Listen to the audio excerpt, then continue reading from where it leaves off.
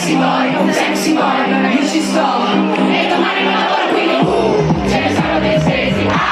Sono soldi già spesi, colazioni francesi, i ragazzi di ieri.